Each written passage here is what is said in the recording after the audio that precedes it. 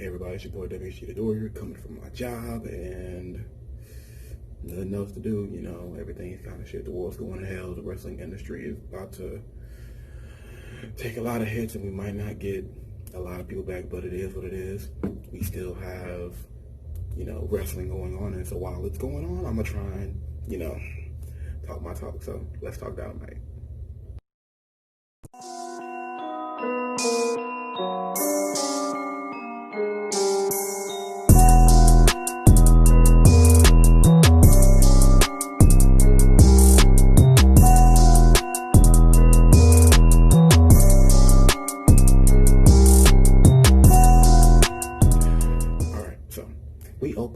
We open up the night with a banger of a match, a big house fight. I'm talking about Wardlow versus Luchasaurus, basically building upon the feud with Jungle Boy and MJF.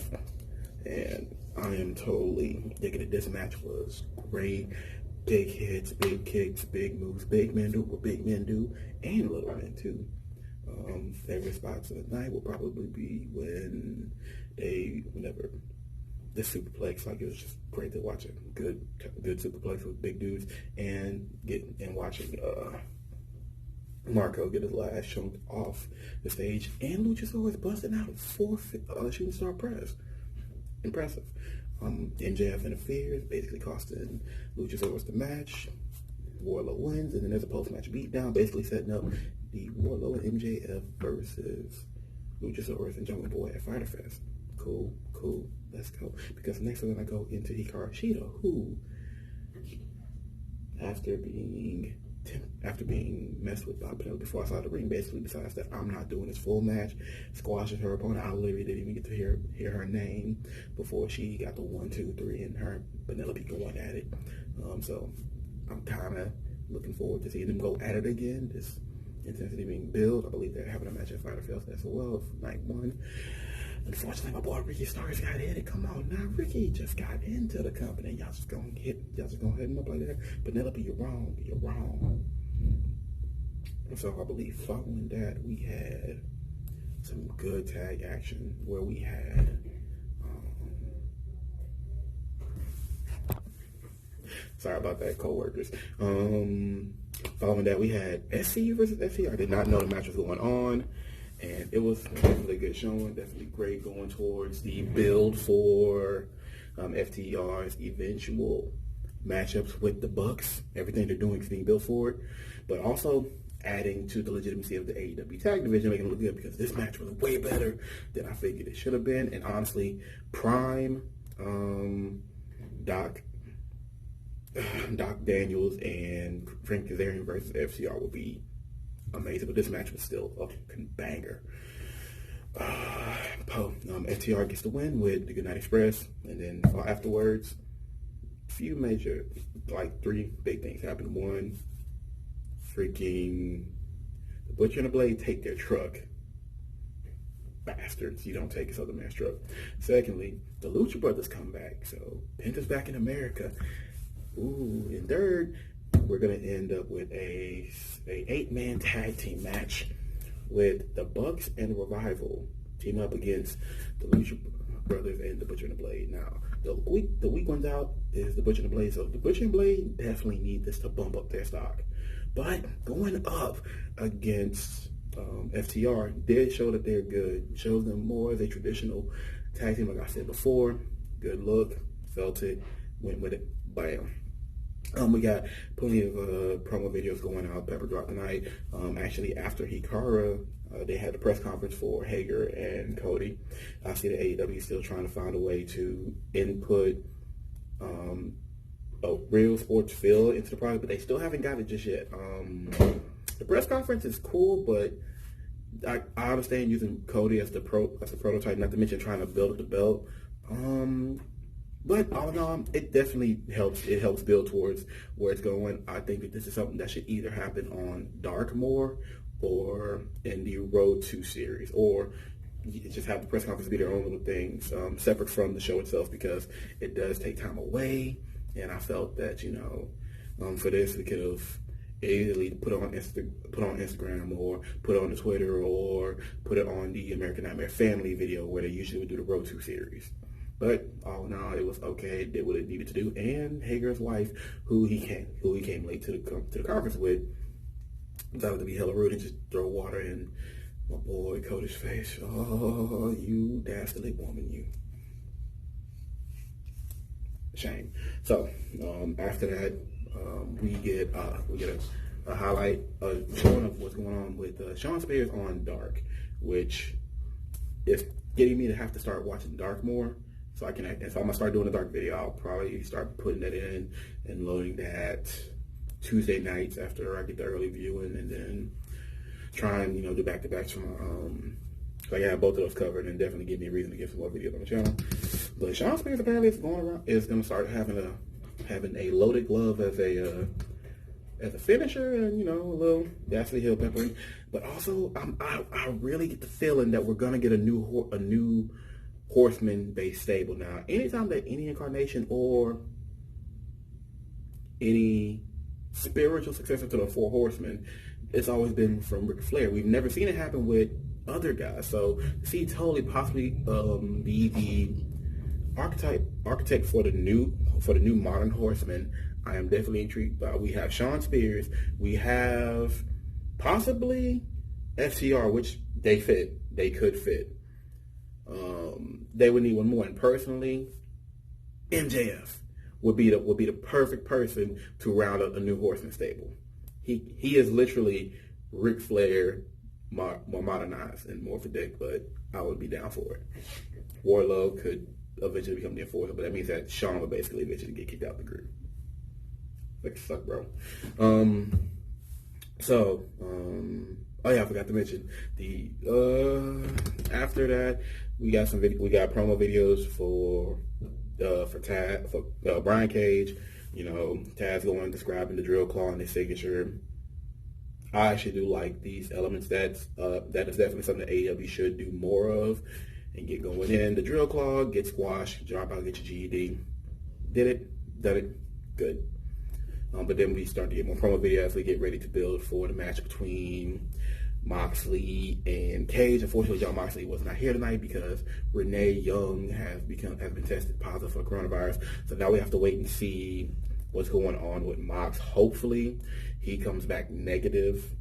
But all in all, I just want him to be safe and take every precaution he can. The COVID situation is terrible. My job is being affected heavily by it. I live in Texas, so I'm in Houston specifically, so I know how severe things are getting. So, the best thing is for everybody to stay safe. Mask up, glove up, wash your hands as much as possible. Do your social distancing. It's not a joke. Moving forward, because around this time, Britt Baker has to go ahead and start doing what she does and running her mouth. I love that Britt Baker is hurt, but she is still, being a highlight on Dark, and that we are getting more from the women. We have the champion doing her thing, building for her feud with Penelope Ford, and then we got freaking Britt Baker over here basically setting up her match with Big Swole when she comes back, and I love Big Swole with a passion. Honestly, Swole World coming, Queen Drip, just saucing all over them boys and girls at AEW. Disrespectfully, but hey, she does what it does. We had another tag match. This time we had Bad Romance, Joey Janela and Sonny Kiss. I am starting to get a feel for them. I like them. And versus Mr. Brody Lee and Colt Cabana. Now that is a very interesting combination because Brody Lee is still trying to recruit Cole, and contrary to what everybody believes with Cole being a comedy wrestler, he is a former NWA World Heavyweight Champion. 2 times, I believe. He is good with technical wrestling. Like once you get past his comedy and goofiness, he actually is a pretty solid wrestler and a whole ass legend outside, indie legend, like pure legend, like. But the story of this matchup was that Mr. Brody Lee is doing everything in his power to recruit Colt, including going above and beyond in this tag match where Colt obviously was not living up to the situation, where he was not able to carry his own weight. And Brody's doing it, but Brody is still like, it's okay. It's like he's motivating him, and he's basically trying to get him not only get his confidence back, but see that the Dark Order will take care of you and bring you into greater pastures. They end up getting the win. But again, this was an amazing showing for Bad Romance. That's what I'm calling them. That's what their tag team names to be. Sonny Kiss and Joey Janela. I see y'all definitely becoming a fan favorites eventually and possible champions. But y'all got a long way to go and a lot of teams to get over with. Post match, Lance Archer just like, you know what? Fuck all y'all. It just basically comes and destroys Sonny and Joey. Joey, he tried to save Sonny, but he couldn't. He tried to sling the chair out of McColl's like, I ate that for breakfast. I went to New Japan. Talk to me when you can hurt me. Whenever you can hurt Minoru Suzuki, bitch. And bunch of But that set up their match at Fyter Fest, which I'm excited about. That's gonna be good. I would hope that would kind of be a no holds barred, but fuck it. I just want to see Lance Archer destroy somebody, and Joey Janela is going to get destroyed. I love it. And the final match of the night was no. I feel like I'm missing something. Am I missing something? I don't think I'm missing anything. So, final match of the night. We have Broken Matt Hardy, in his Damascus form, going up against Santana of Proud and Powerful of the Inner Circle. It was supposed to be Sammy Guevara, but Sammy Guevara has been suspended due to a interview surfacing up where he said he wanted to do certain actions to Sasha Banks that he after seeing her in WWE. Now, I'm not gonna whole ass condemn him and say he needs to be out of the industry. We already have enough of that going on in the industry. We're about to lose a lot of names that have become, common to a lot of us. And I'm just like, my philosophy has always been, if you do something, you have to accept the consequences that comes with it. There is no bitching out of it. Sammy, what he said, it's not cool, but hey, we have all said shit like that. I remember fucking hearing shit like that when I was in comedy, when comedies and TV shows, movies, all that, when I was fucking when I was like 18 in high school, fucking 2010s and whatever. I'm not saying that he should be ousted for it, but you gotta take these hits and roll with him, bro. Sammy will come back. He's definitely going to be a major player in AEW, but for the time being, you gotta go to timeout, Sammy. Gotta go to timeout. But them putting Santana in does make sense because Santana and Matt, they do have, a little bit built there, way more than Sammy did. And obviously with Ortiz in the background, it wasn't going to be a completely clean match. But hey, I still enjoyed it. Santana still looks good. Santana is definitely somebody I see becoming a future TNT champion. Heavyweight, the world AEW world champion. You got to give me more on that player. You got to give me some real feel from this. So I can definitely see him being a TNT champion in the future. He is looking great in the ring, can definitely sell his ass off, and can put a decent match together. Damascus is Matt's more vicious form, and it was fine. Like I really did dig it. The match went, and it ended in a way that didn't make either man look lesser than or worse than the other competitor. It was fairly decently back and forth, although Ortiz was stepping in. But hey, things happen. Ortiz basically had to go ahead and shut shit down. So he did what he did. But Matt got the win and got beat up for troubles. Ended with Street Sweeper. So that basically went to build for Proud and Powerful versus Private Party. A part of Hardy Party. God, if only Jeff was here, that could be a whole fucking faction. But that's neither here nor there. I believe I missed anything that might have happened in between that last match, the beatdown, and what happens in the final segment of the show. If I miss anything, I'm sorry. If I forget some shit, I'm sorry. I'm doing this spur of the moment with just all memories, no notes. So, final match of the night.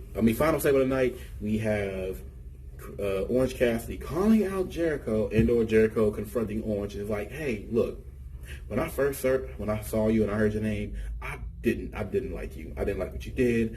I didn't respect you or what you are. You're an embarrassment to the business. But I get you. I get it. The late great Brian Pillman said that if you want to be a star, you have to do whatever you can and be different. And that's what you are. You are different. I commend you. I respect what you've been able to build for yourself and how you got the fans behind you. But We're having a match at Fighter Fest. And in our match, if you do any of that hokey shit, if you come at me with the lazy super kicks or anything, I will beat the shit out of you. And it'll be over in 30 minutes. And if you're going to fight me, the champion, then you need to go ahead and dig deep inside and bring a man out. A man. And Orange is like, okay. He goes through, does the routine, Jericho. He doesn't give in. He does not fall for Orange's trap. Instead, what he does is he grabs the glasses, breaks them, and was like, what now? So basically, he forces Orange to lose it and snap. But it led to a major, like a big-ass brawl that just went from ring up the stairways. Orange got his ear blooded again, like, because after getting hit with a Jimmy from the camera up on the top upper rows. But hey, he looked like a whole ass badass. So honestly, this could definitely be a good chance for Orange to really find a way to step away from his lazy side, but like make this like serious Orange Cassidy is a Cassidy I can get with, because he is good in the ring. And like, oh man, honestly, night 2 of Fighter Fest, I'm definitely looking forward to. Night 1 of Fighter Fest is going to be for all the champions. This is going to be the goal. But night 1, but night 2 is going to be for the stories and the more important matches. Like, not that they're any more important, but like the ones that will have us drooling at the edges. But it's all going to be good. I definitely like what they're doing. I like the builds. This episode, it wasn't too big. It was all right. As a penultimate, I could accept it. If it would have been for a traditional pay-per-view, I think I would have been a bit more raving right. But knowing it's going to be a 2-night event, knowing that we already have a stacked card with ridiculous matches, I'm fine with it. And it's going to be free on TV. So, this was definitely a good episode of AEW. We'll go ahead and say I would give this one a solid ass B. B plus even. It wasn't exemplary. There wasn't nothing that just blew me out except for like the Lucha Bros coming back. There were ample amounts that I felt that were downtimes. I still feel like Cody in the press conference should not have been on the main show. It kind of ate up a bit more time that could have gone to some other talents getting to perform, but it was all good. This was a great night. I'm ready for Fighter Fest to begin and, get on my next thing. So, y'all have a good one. It's been your boy WxG AEW. Thanks for watching. Like, share, subscribe, and comments. I can talk to y'all in the comment section. Come on, babies. You know you want to talk. Anyway, I'll see y'all later. Peace.